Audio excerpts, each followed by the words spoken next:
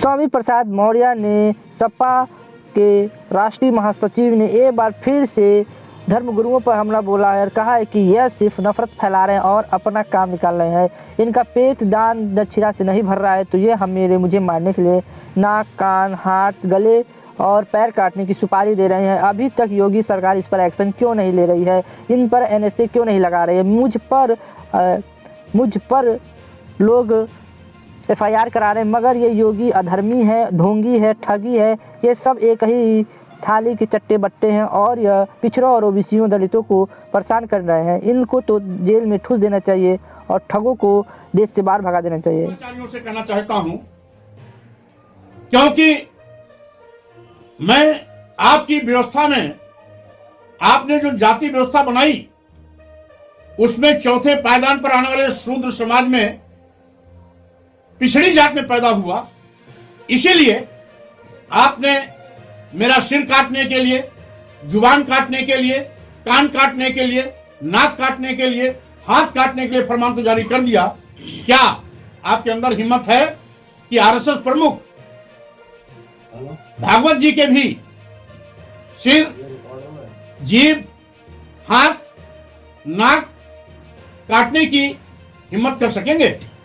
ये जो आज 15 दिन से लंबा विचार विमर्श चल रहा, 16वां दिन है। इस विचार विमर्श में जातवाद का नंगा नाच करने वालों की चूल्हे हिल गई हैं। उन्होंने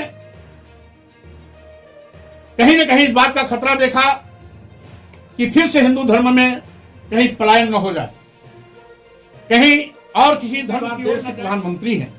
जब ऐसी शख्सियत को भी इस जातवाद के दंश और जहर को झेलना पड़ता है तो गांव के एक सामान्य दबे कुचले, पीड़ित, शोषित, दलित, पिछड़े आदिवासी समाज के व्यक्ति का क्या हाल होगा?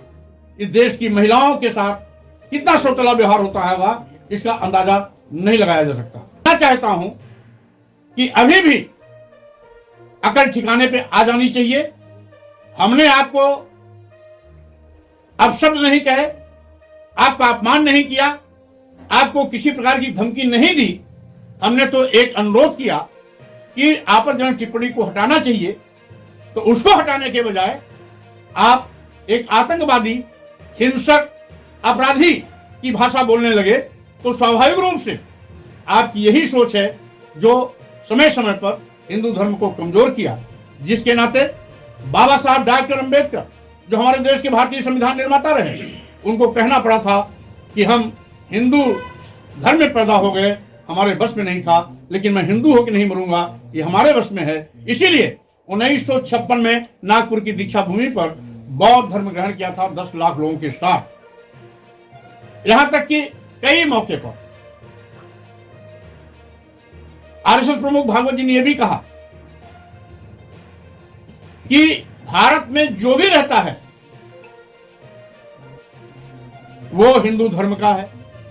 यहां तक कि उन्होंने यह भी व्याख्या किया कि अगर इस देश में किसी ने बौद्ध धर्म ग्रहण किया, जैन धर्म ग्रहण किया, ईसाई धर्म ग्रहण किया, इस्लाम धर्म ग्रहण किया, तो वो सब हिंदू हैं।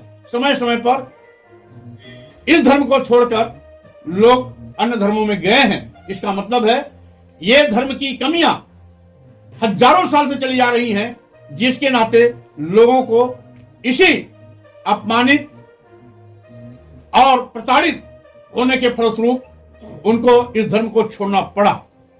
अगर आप चाहते हैं इस धर्म का सत्यानाश न हो तो अभी भी समय है, इसमें सुधार करें, संशोधन करें, आपत्तिजनक टिप्पणियों को हटाएं। मानव सम्मान के विपरीत, मानव कल्याण के विपरीत जो भी तथ्य कहीं भी हैं उसको हटाने का काम करें। हमने तो रामचरितमानस की जिक्र की थी, लेकिन आरएसएस प्रमुख भागवत जी की इस बयान से अब तो हर पुस्तकों में जहां भी जाति